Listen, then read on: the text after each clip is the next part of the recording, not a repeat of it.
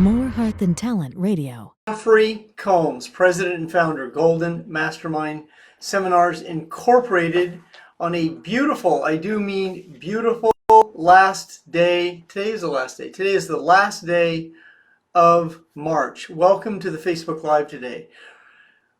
Welcome. Monica, welcome to the call. Michelle, welcome to the call. Wayne, welcome to the Facebook Live, everyone. Good to have you here on this beautiful end of March, into the very first quarter, 2020. What a 90-day period this is. A little more than 90 days, actually. Remember back on January 1st when it all started, and then middle of March, how our world has changed and what we are looking down the gun barrel of right now. So welcome as people are coming on the Facebook Live. Tracy, welcome to the Facebook Live. Dan and Arella, welcome to Facebook Live. The topic for today's Facebook Live is the psychology of closing, and not only closing, but really understanding and learning how to close in a new economy. We don't even really know where the economy is.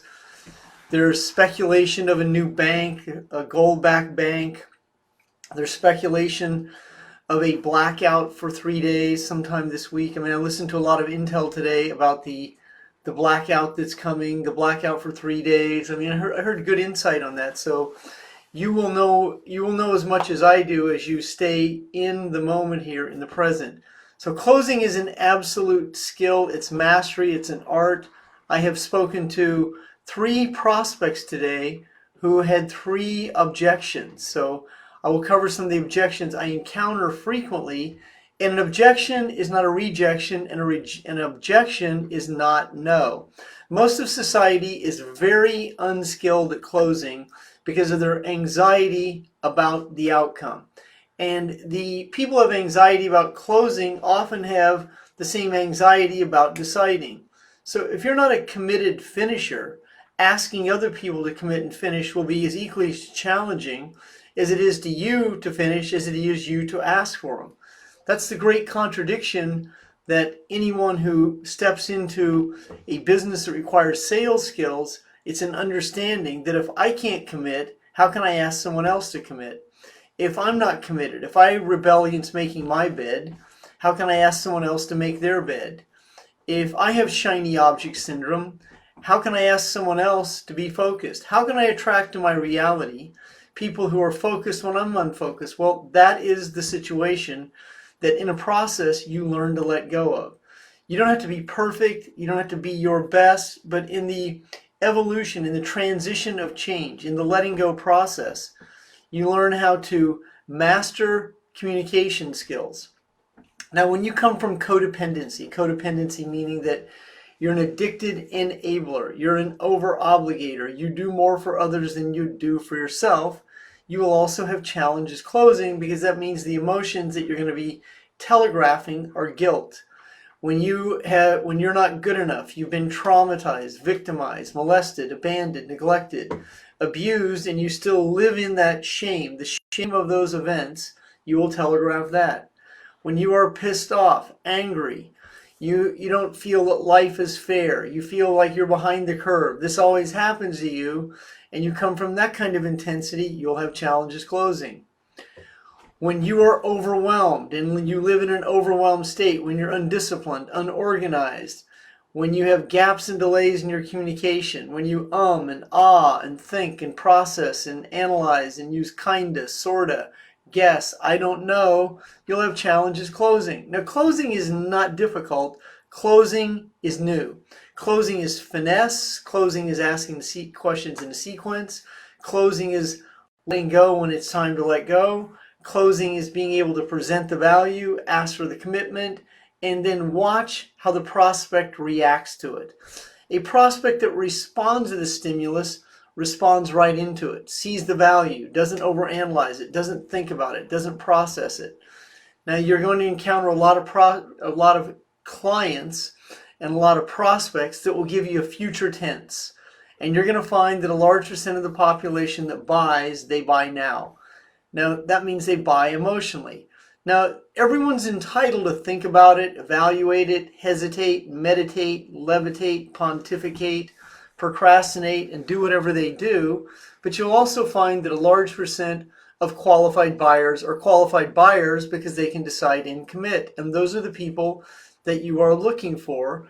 And those are the type of people that can see the value, and they can also let go of scarcity, poverty consciousness, lack mindset. Now, the reality of the situation in today's world, it's very easy for you to talk yourself out of business because of what's going on in the world. And that is reality. I mean, it is freaking challenging because people don't know where they are. They don't know. There's the whispering of a new bank. There's a whispering of a gold bank. There's a gold standard coming out. There's whispering of a shutdown. I mean, there's all this shit that goes on in people's head that can alter them from being able to decide. So that means you have to be so skilled in today's world that you can sit right there in the middle of emotion and handle and address the situation that's going on, and let go easily and effortlessly of people that have qualified excuses, objections, reasons that they can't, won't, shouldn't, couldn't. The people are going to get back to, the people that future tense it. In a week or two, can we revisit this? Can I get back with you? Let me talk to my husband, wife, significant other, blow up doll in the closet, someone down the street in the same financial situation that I am. That's what you want to understand that a large percent of the population does when it comes to committing. So people who are commitment phobic come up with reasons why they can't. Now I'm going to cover the 5 main objections. Number 1 is money. Money is the most common objection you will encounter when it comes to the commitment of a purchase of a product, service, benefit, and feature. Be comfortable with it because you will hear it over and over. I'm looking at who's on the Facebook Live today. Josh Moran, good to see you. Josh is my 26-year-old superstar coach. Josh, congratulations on your sobriety. Josh is a 26-year-old coach who I highly endorse. For some, right, Ray Tamayo says blow up doll. That's right. So Josh is a 26-year-old coach who can commit and close. So he also was a Division I wrestler at Arizona State University. So he also is the son of a millionaire. He also grew up in his father's business. He's been closing sales since he's a teenager. I'm very similar. I've been doing sales since I was a teenager. I started selling in my teens. I read my first sales book in the early 1980s, How to Master the Art of Selling by Tom Hopkins. I yellow highlighted that book. Then I saw Hopkins later on Indian School Road in Phoenix, Arizona, in the Silver Shadow in 1988. I mean, that was poetic how that happened. Here I am at a stoplight, and there's Tom Hopkins right there. I bought the book 6 years earlier. He's sitting right there beside me on Scottsdale Road and Indian School Road, the cross street in Scottsdale, Arizona. That is poetic. So closing is a skill set. It is an art. It is finesse. And the more you understand the skill of closing, the more sales that you close, the more people that you bring into your influence. Closing can be done through the spoken word. Closing can be done through the written word. Closing can be done through emails. Closing can be done through internet marketing techniques where there's a proposal, there's a tripwire, there's a $7 product, a $47 product, a $97 product, a $497 product, a $2,000 product. I mean, it's a stair-step progression of selling. And the more you understand that selling is a skill, it's an asset. It's the highest paid profession in the world. And when you become skilled at it, good at it, you can pick your sales bag up and go anywhere in the world and restart your profession, provided you are skilled at the process. So the number 1 objection is money. Number 2 is they want to think about it. Number 3 is I'll get back with you. Number 4 is I'm not interested. Number 5, they want to run it by someone else. Well, let me talk to my wife and I'll get back to you. Let me get back to you the end of the day. Let me get back to you the end of the week. Let me get back to you. Someone recently said to me, the earliest I could buy from you is April 10th. Now, does that mean, what's the latest? Is the latest December 31st?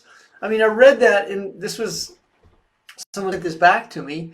The earliest I could buy is, I mean, that was, so that doesn't mean that on April 10th they're buying. It said the earliest. I mean, that's what that jargon said. So what you want to learn to also do is let go of people who are difficult. If you are chasing people, begging people, stalking people, and you continue to follow up with them over and over and over, and that's difficulty. That's force. That's force and a counterforce. You want to be able to let go of that situation and be able to attract to reality people who see the value, people who are willing to purchase on command.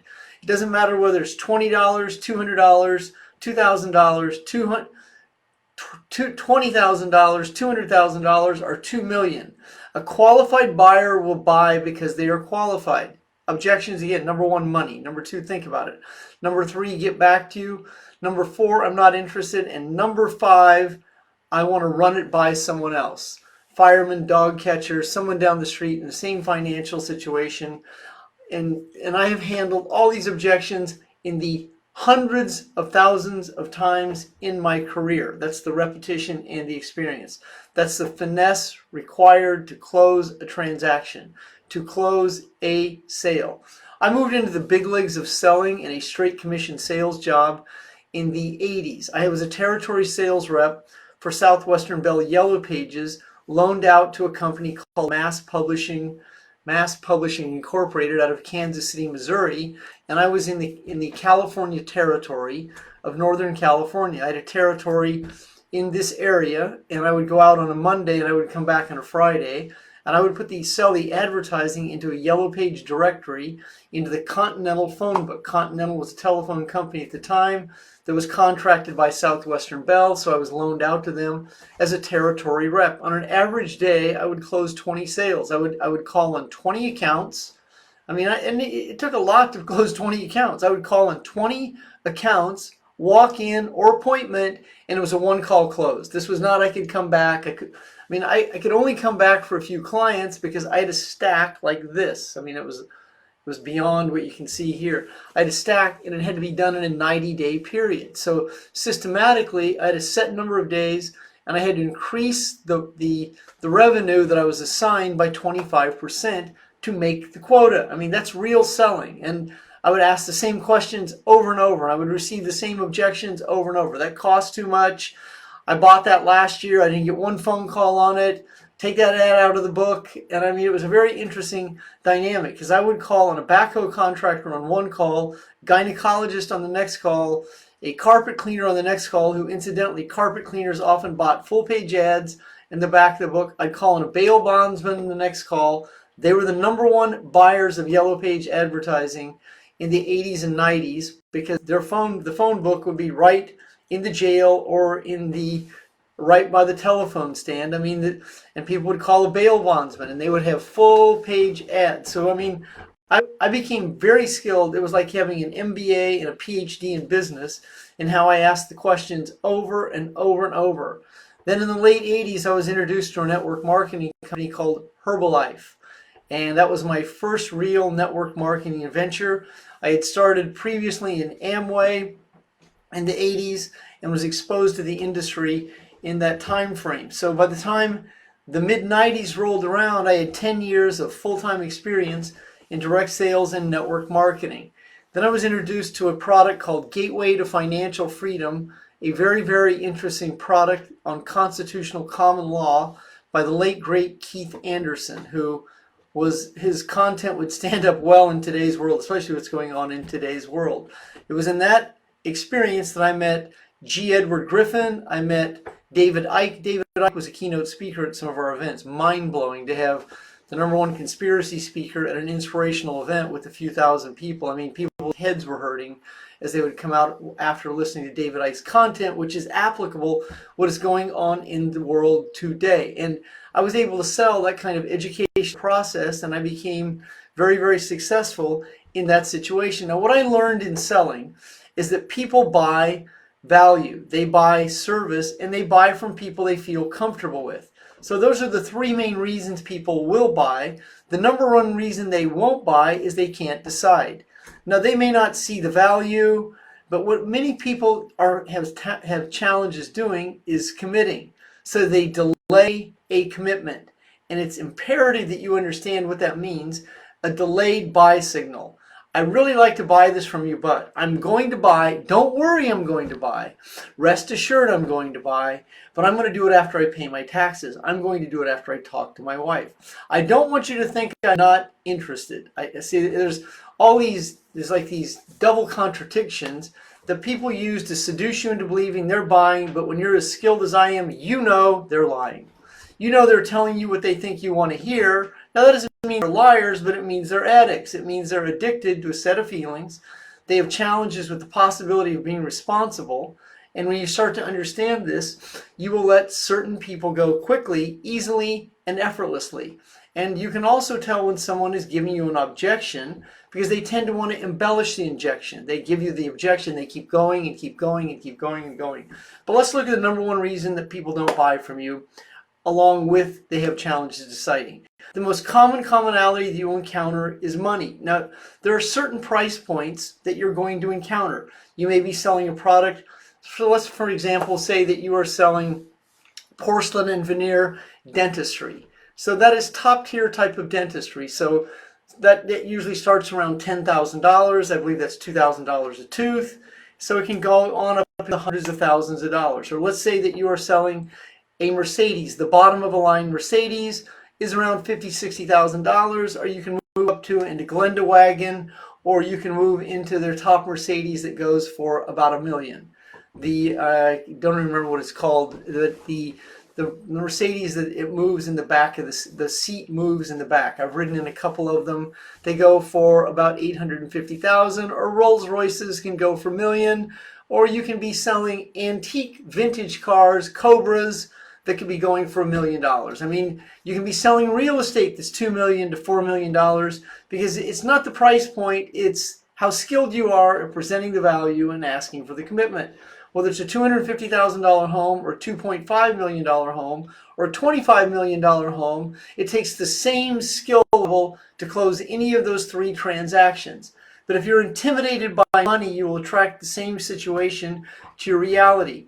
If you have anxiety about asking the questions, then you tell yourself these stories. I'm not sure if I can put myself out there.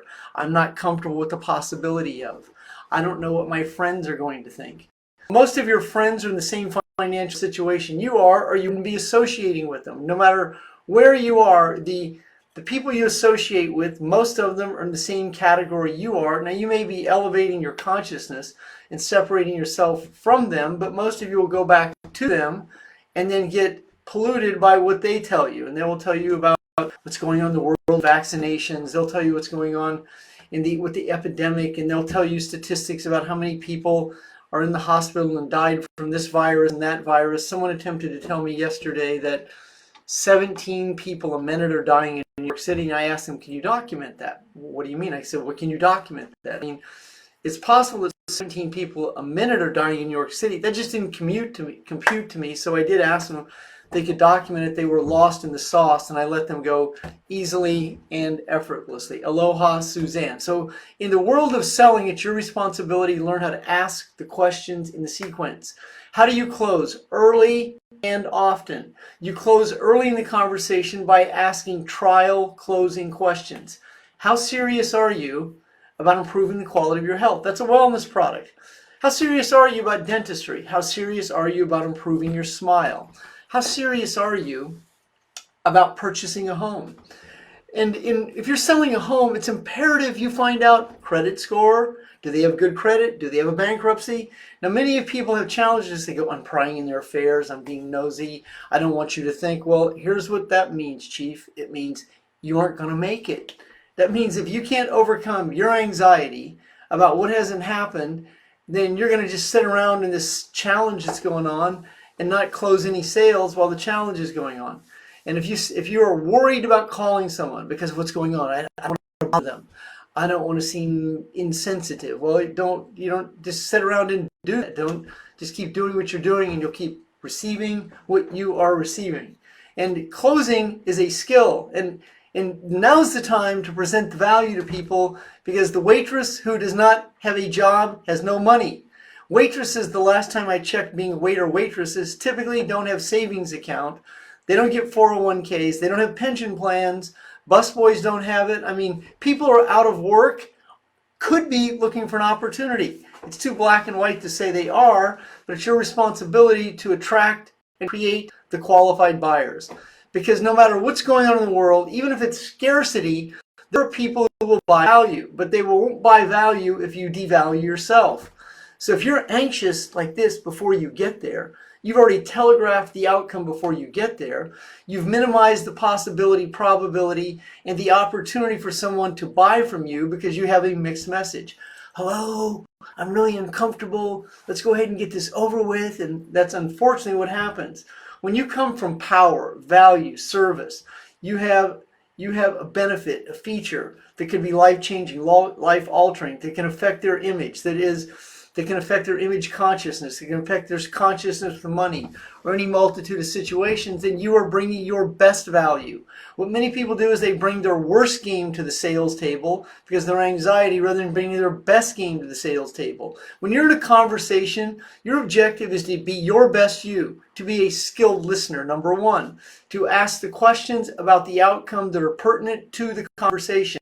You direct the flow of the conversation. You don't let the prospect interrogate you. You interview the prospect, not an interrogation form, in a relaxed conversation. And if it starts to get away from you, it's because you're not skilled at redirecting the communication and the conversation.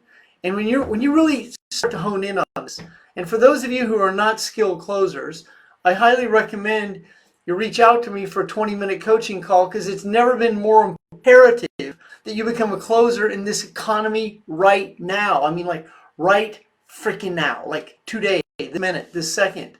Whether you're marketing a $200 package, whether you're selling a $47 download, if you can't write the content that opens the door to someone coming into the email campaign, or if you don't have a purpose statement in the way you start a conversation.